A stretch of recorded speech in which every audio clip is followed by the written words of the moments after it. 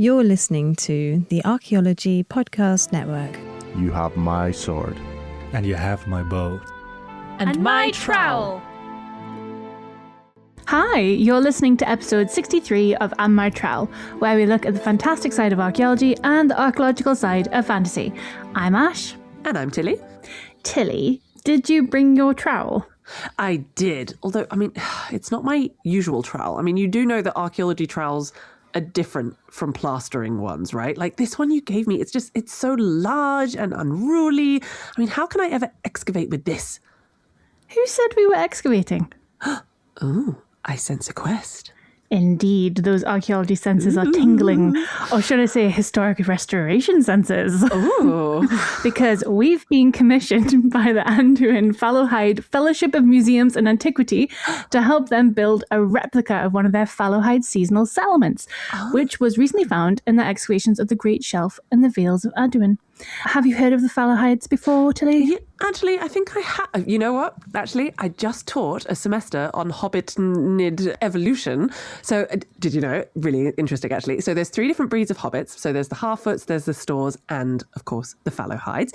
And the half-foots are likely the most common and well-known. They live in highlands and hillsides, burrows and holes, while the stores are river people, and they're usually kind of fisher folk. Actually, you'll know of stores because, of course, Smeagol, aka God, was a store. So each breed of hobbit has different physical characteristics too, usually because of their environment, of course, and the way that they've developed and evolved over time. So stores tend to be broader, heavier, with sort of larger, stockier extremities, while half-foots look very similar to modern hobbits. But Fallohides, they're like hunter-gatherers, so they live in nomadic woodlands. They're sort of taller and slimmer in build, and just in terms of kind of social development, they kind of tend to be seen as bold and adventurous and inquisitive.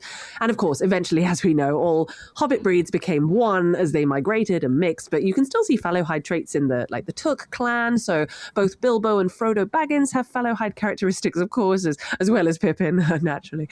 So, sorry, what were we talking about? You just went for that one, didn't you, really? I got into it. But don't worry, you're actually bang on the money. So hobbitid evolution does relate to our quest. You see, the AFFMA, which is the acronym, AFMA, as we all know and love. Yeah. They want us to reconstruct a Fallohide seasonal home for their upcoming exhibition. They're very passionate about it, obviously. They're recreating this branch of hobbits, so they really want it to be as accurate and as authentic as possible. But, okay, that's very exciting. The only problem is, as per usual, the two of us, we don't really know anything about kind of reconstruction, which is... Oh, wait, hang on. Let me just... Wait a sec. Yes, there you are. Don't worry, Ash, I know just the person. Look, it's living historian and experimental archaeologist Caroline Nicolay. Hello. Hi, it's so good to see you, Caroline. I just need to check something with Tilly. Tilly, have you kept Caroline in the cupboard the entire time? Well, yeah, it's our guest cupboard. It's where I put all the guests after recording. Really clever, right? You see, the White Wizard taught me this shrinking spell, which helps us to, make them... No, Tilly, oh my God, no. You can't keep people in our cupboards. We're lacking storage already. How are you even feeding them? No, it doesn't even matter. I don't want to know. Okay, Caroline, I'm so sorry. We promised to set you free soon, but could you just possibly help us before we do? Yes. I guess yes. Thanks, Caroline. Thank you very much. We will free you, I promise. Thank you. But we've already established that you have been on this show before, so please check out episodes 49 and 50 if you haven't already. And those were all about historic food. But we know that you have a wide range of experience, including archaeo-construction. So can you tell us a little bit more about it, please? Yeah. So basically, I'm retraining a bit further for the moment. I'm on a craft fellowship with Historic Environment Scotland to learn more about the traditional and historical vernacular building skills. So everything, say, all the skills that people used to build barns and houses and outbuild anything you like without really going to an architect. So anything really ancient, based on local traditions and natural materials. I mean, you said you're working with historic Scotland. Historic environment Scotland. Literally just mentioned it like 2 seconds ago, and they I've forgotten flip and flop though. There's sometimes historic Scotland, sometimes a historic environment Scotland. Okay. It's fine. Okay, cool, good. But is that purely working on sort of historic buildings, or do you also work on kind of modern, in quotes, buildings or kind of rebuilds that are using traditional technologies? Oh, that's a perfect question. I do all of it for now. I'm a natural at this. No, it was great. Because I want to learn techniques of the past. Unfortunately, there's very few people, especially in Britain, who still use them. So there's a lot of professionals in, say, clay construction or earth building and clay plastering. But to learn wattle and daub or cob, you need to find the people who still know that and work ideally without modern tools, wire mesh or chicken wire, things like that. So I'm learning and working a little bit in the modern side of things, usually to restore or maintain historic buildings or to turn them into cozy houses, even if they are 200 years old. And personally, I'm more interested in going further and looking at the archaeology of construction and trying to, pretty much like experimental archaeology, looking at the evidence, looking at what modern techniques or traditional techniques around Northwestern Europe are, looking at the tools that we might find, and piecing everything together to try to get archaeology to look a bit more at traditional techniques and skilled work, and getting, hopefully, all the modern builders to look a bit more at archaeology.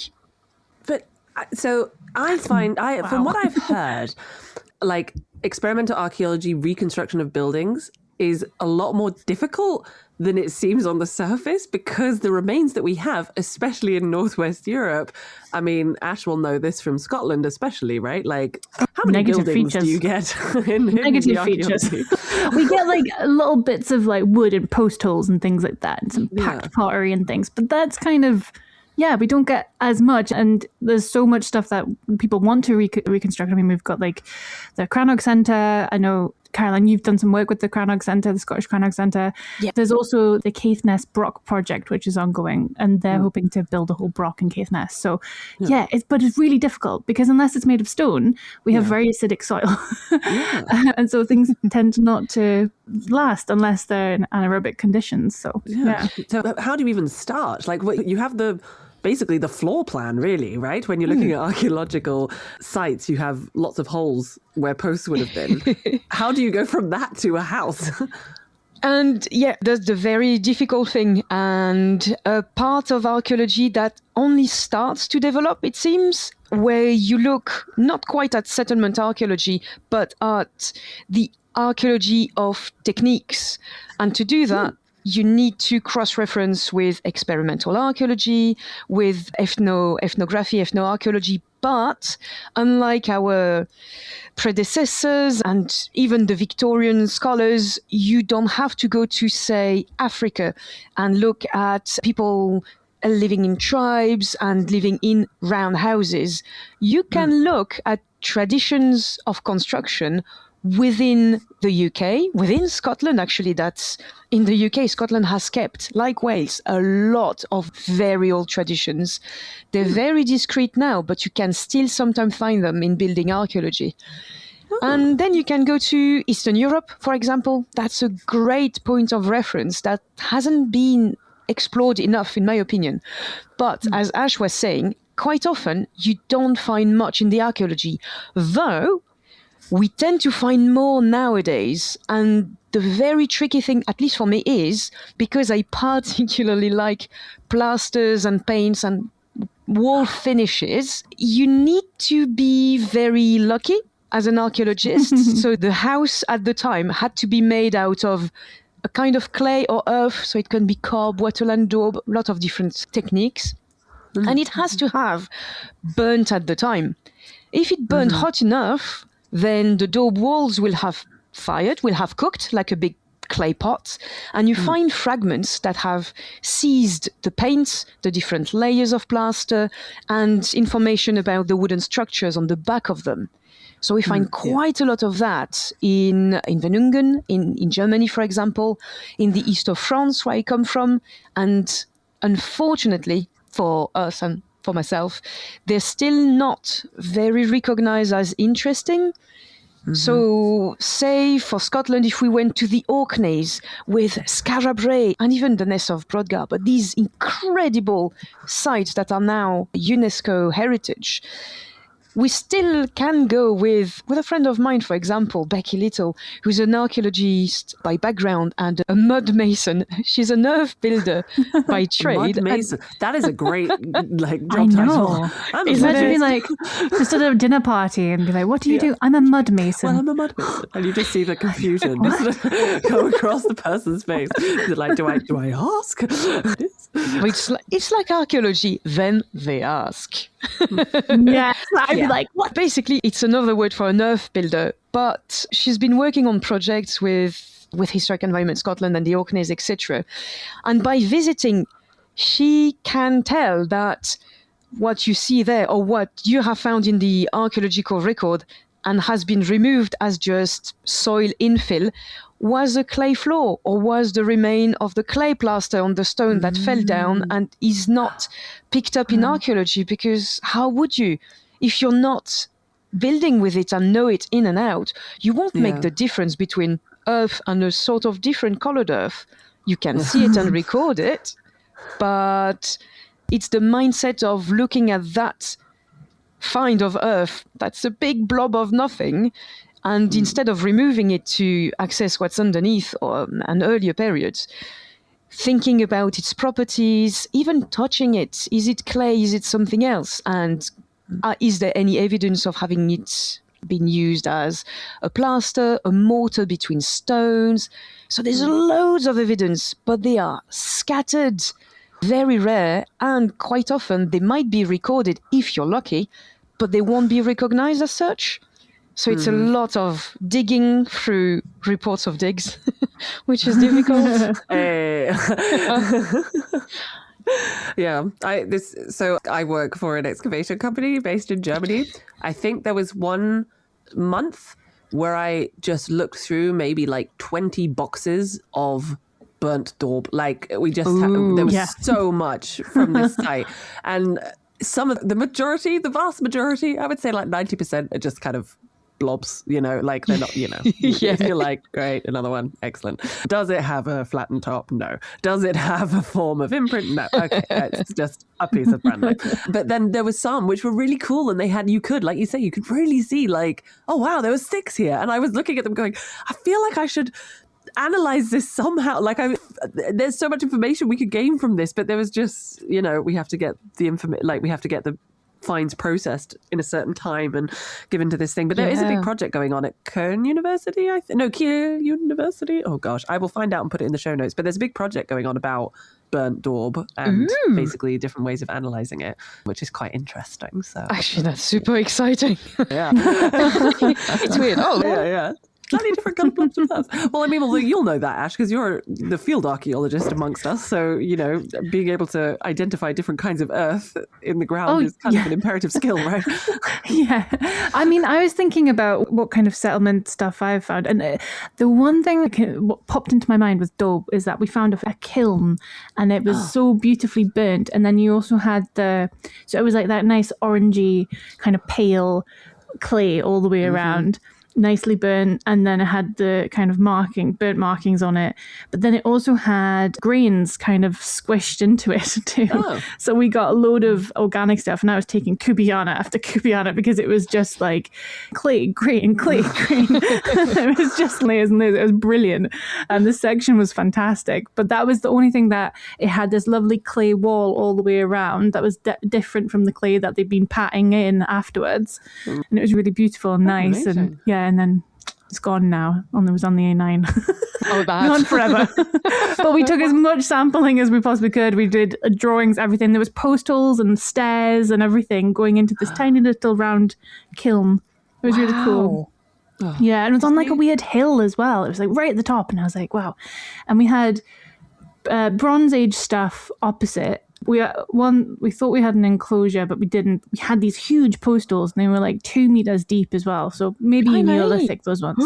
Yeah, they were really deep and huge, like really big. You could stand in them entirely, and there was 6 of them. It was just so random on this top of this hill. So yeah, it was a very cool sight. I think that this is a great example of when people are like, haha, but is it really that interesting to dig through stones? And because we've literally just spent 10 minutes talking about the wonders of some bits of burnt earth. Well, it's amazing. It's interesting. It was super, and it was like, that one was like multi-phase site. And also, this is so moving on, but the post holes faced a cairn as well. So you were like, oh, it's like a mortuary landscape. Like, it was cool. So effectively, there's loads.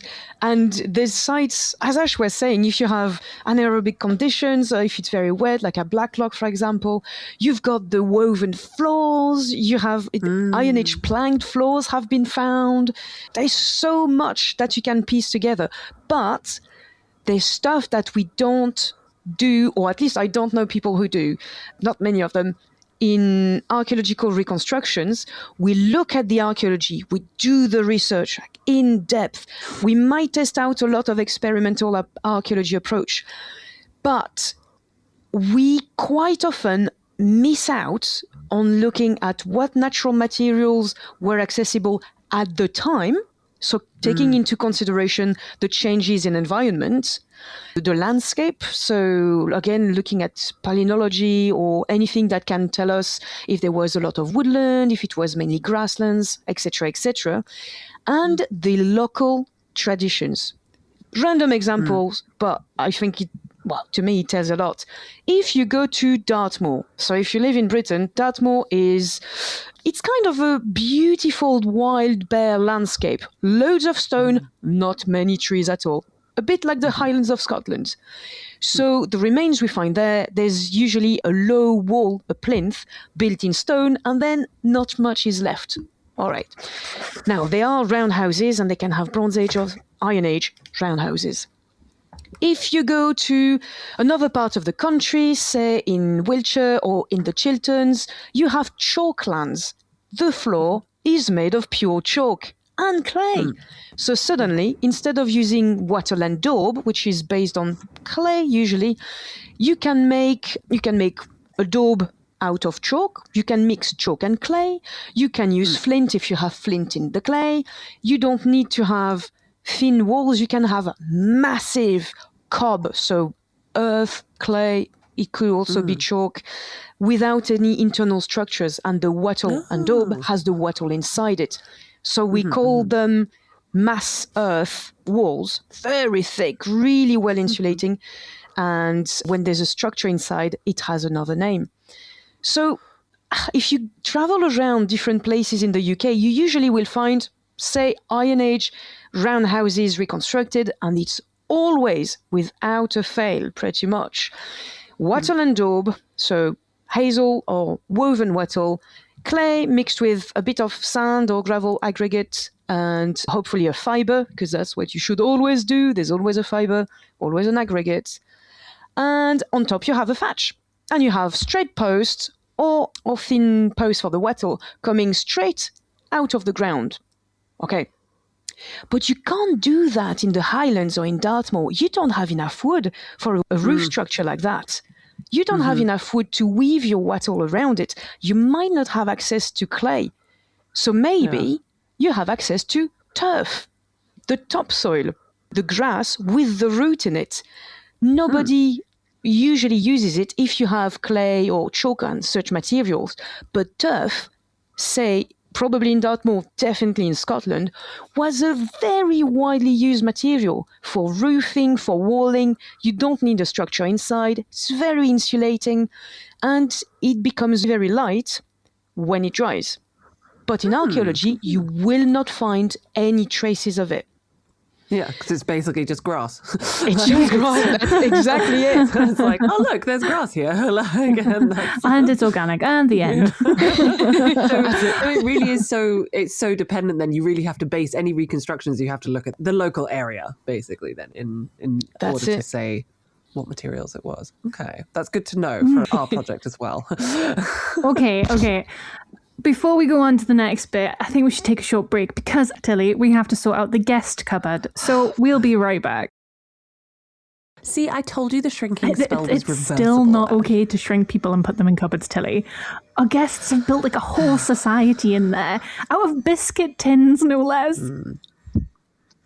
Right, fine. I still think it was very rude to interrupt their cupboard council meeting like that, though. And I mean, it's the perfect opportunity for an anthropological study. We could have seen how they developed and what kind of social construct. Anyway, right. Since we're talking about societies and things, how about we look at archaeo-construction and reconstruction in fantasy? Time for a little bit of a literature review, potentially. Which, I mean, we've had you on before, Caroline, so we did talk about your reading habits, but indulge us. It's been a while. Do you enjoy reading so fantasy? ashamed. I have not changed at all. Yeah. I do like it. I'm still on Terry Pratchett. Like, of course. Yeah, you are. Oh my Who goodness. isn't? No. If you're not, listeners, you are wrong. You absolutely have to read it. Yes, preach, Caroline, preach. Don't encourage Tilly. We just had a couple of episodes ago. I finally managed to persuade Ash to do an archaeology. 2 episodes. It would be amazing. It was just from memory. There was no script. It was just Tilly going for it. And you're like, wow, okay. I think I've got about 4 or 5 pages of notes on Terry Pratchett's Discworld now. So...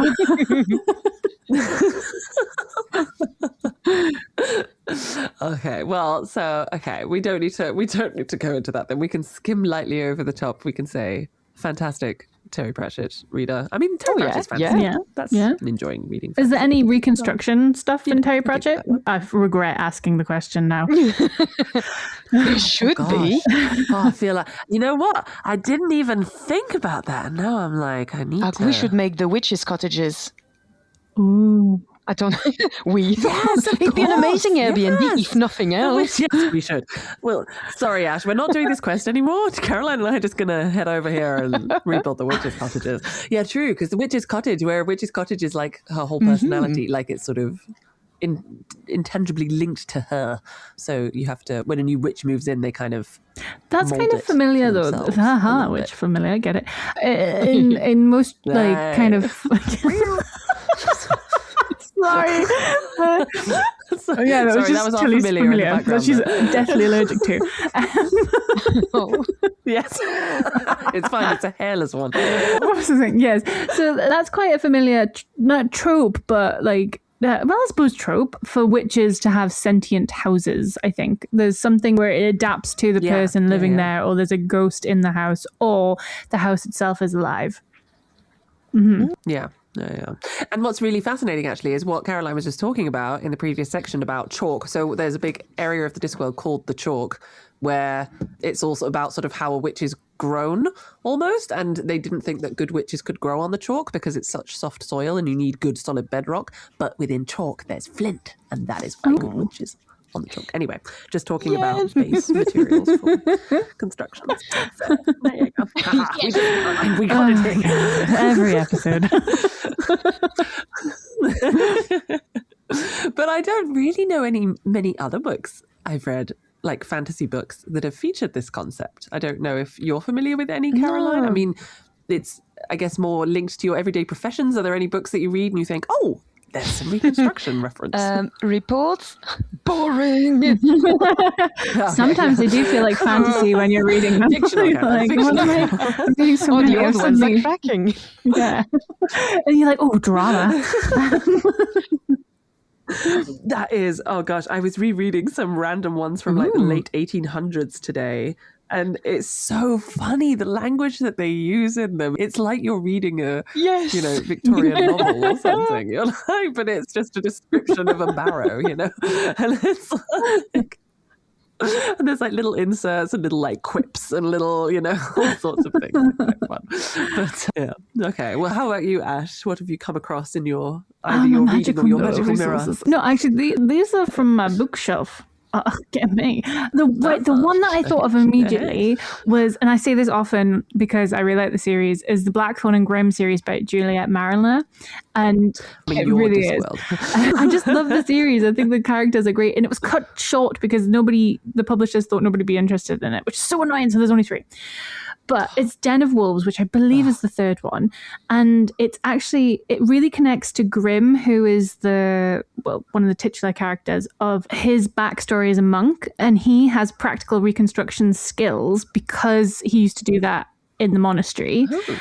But he basically, his whole quest in it is to reconstruct a thatched cottage, and he does the tiny animals that you see in the south of England on the top of the thatch as well. Oh yeah. So he has to do the whole thing, but the cottage actually relates to the whole plot in the end. It seems like a subplot. Sorry, spoiler. It seems like a subplot, but it's not. So it has a mysterious backstory. So that's the one I could think of with actual practical skills, where he's actually dealing with wattle and daub and thatch and doing kind of traditional skills that you'd see from a pseudo-medieval kind of environment. And then I thought of one I'd read years ago, and I think it was 2010, so that's 16 years ago, so my brain is fuzzy with this one, but it was The Bards of the Bone Plane by Patricia A. McKillip. Yeah, she's quite popular. It's not her best one, not gonna lie. But yeah, it does have archaeological themes in it because there's an archaeologist in it, and the princess is his student. And he's also a raging alcoholic, but that's a side point. But basically, they use lots of different techniques. Well, I'm familiar, Caroline. In your everyday work day, you're thinking of some colleagues going, we all relate. I feel like all archaeologists get to that point. But yeah, so they use reconstruction, but they also do lots of different archaeological investigation techniques in a fantasy setting to kind of reconstruct this lost culture as well. And then I was like, right, I'm going to go a bit farther out. And then I thought of the Viscount of Adrilanka, which is the Carpe romance series, which is a volume. So it's one huge book, but into 3 volumes by Stephen Brust. Okay. And this is because the Viscount goes back and he's super holy. And then he decides to change he goes back to his homeland and he turns his ruined manor castle into a temple, but then it gets so popular, he's like, oh, never mind, I'm going to change it back into a castle. Yeah, that's tourism renovation. He's fine, whatever. He was doing it for to show people he's it was very touched family and honor and holiness and religion in that book. But then he's never mind, castle it is. So yeah, and then I thought of the really random one which I read, which I do not necessarily recommend, but it's called Your Coffin or Mine. It's the Monster Bay series. By Jacklyn Hyde, and it actually kind of has a renovation of Vlad Dracula's castle into a hotel, and the main character is an influencer who comes and does it. So nothing is traditional in it, which I just thought was quite a funny one to put in because it is about basically dealing with a 15th century castle, but turning it into the most popular.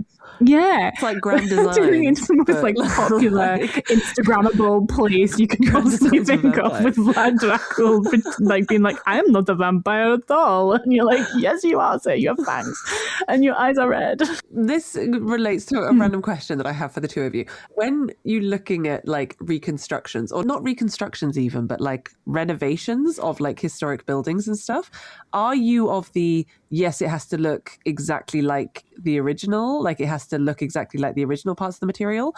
Or are you of the, it's okay if it's, for example, made of modern material and you can clearly see that there's been a renovation? Ooh, that's a good question. I'll leave that to Caroline. People are going to make enemies right now. This might be the end of this episode. I think personally, it doesn't depend on me.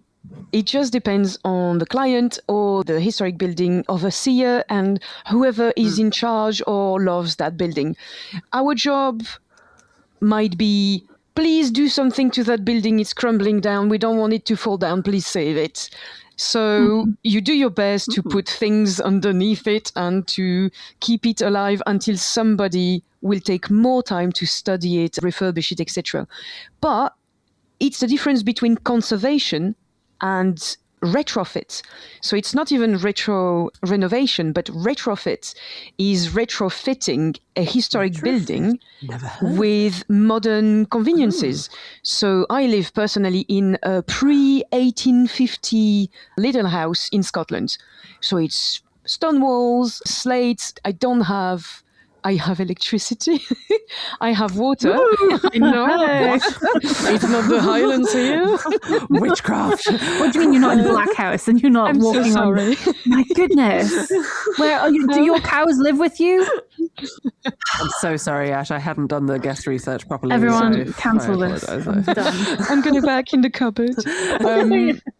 But so yeah, there's a lot of abandoned, old, ruined or historic building that basically, if everybody who's looking for houses in Scotland and in the UK repaired these buildings and retrofitted them, so added electricity, conveniences, insulation, blah, blah, blah, as good or as bad as they are in their actual ruined state, we would solve the lack of housing problem in the UK.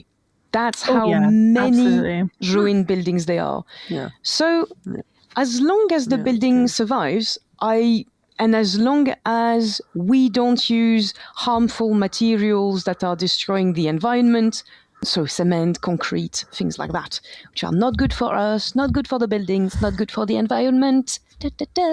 Putting my little green hat here. Sorry, here's your soapbox.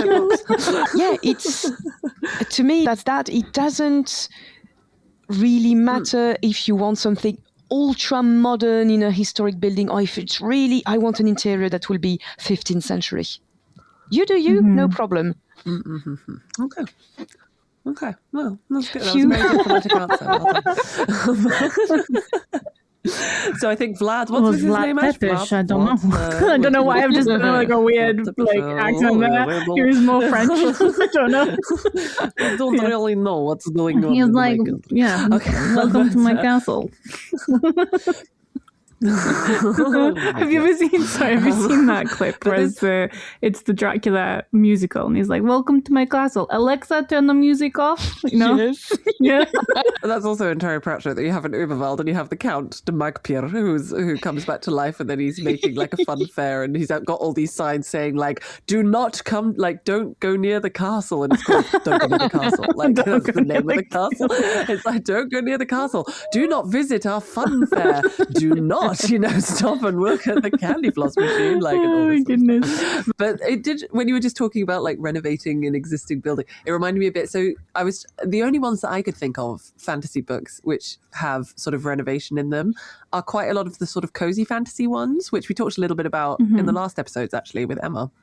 And because, like, for example, I mean, the classic Legends and Lattes, that sort of got the ball rolling with cozy fantasy by Travis Baldree. And in that one, the main character goes to the city and she renovates this old, I don't even know what it is originally, just like a building and part of it. And she's like adding in all these things and she's dealing with all this stuff. And there happens to be like a big magical spot on the floor or something that she also has to deal with. So it's sort of an extra element, right? It's not just the historical accuracy of the building, it's also dealing with all the fantastical elements that they have to deal with as well, and all that kind of stuff. And like there's Can't Spell Treason Without T by Rebecca Thorne, and which is a fantastic series as well, if anyone wants to read a cozy fantasy with slightly higher stakes.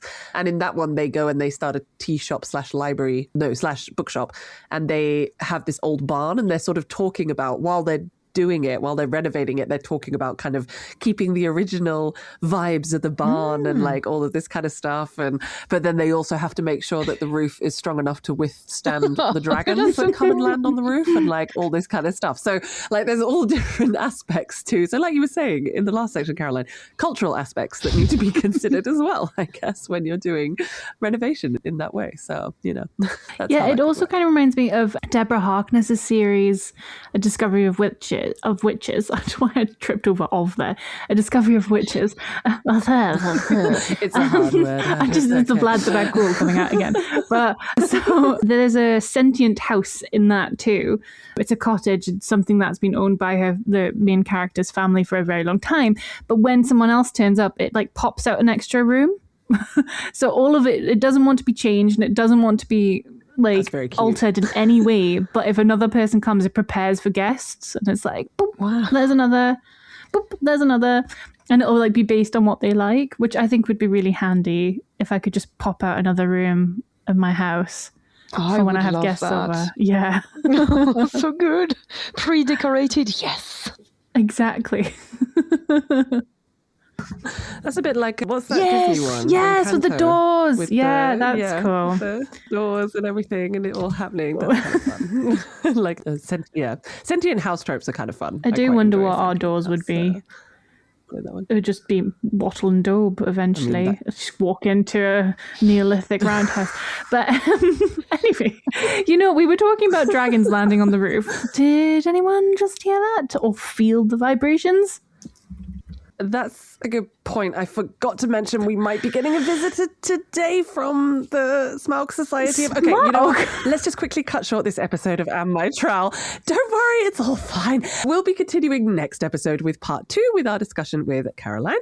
In the meantime, as always, please do like, subscribe, or follow wherever you get your podcasts. It really helps to support the show. If you're interested in hearing more archaeology content, make sure to check out the other shows on the Archaeology Podcast Network. If you have any episode ideas, just want to get in touch, you can find all of our contact information as well as links and further info on what we discussed today in the show notes. Thanks for listening to this podcast. The Archaeology Podcast Network's chief editor is Rachel Roden. Our executive producer is Ashley Airy. Our social media and newsletter coordinator is Matilda Siebrecht. The APN was founded by Chris Webster and Tristan Boyle on December 1st, 2014. We're supported by our amazing podcast hosts, many volunteers, and listeners like you. Check out membership at www.archpodnet.com/members. This has been a presentation of the Archaeology Podcast Network. Visit us on the web for show notes and other podcasts at www.archpodnet.com. Contact us at chris@archaeologypodcastnetwork.com.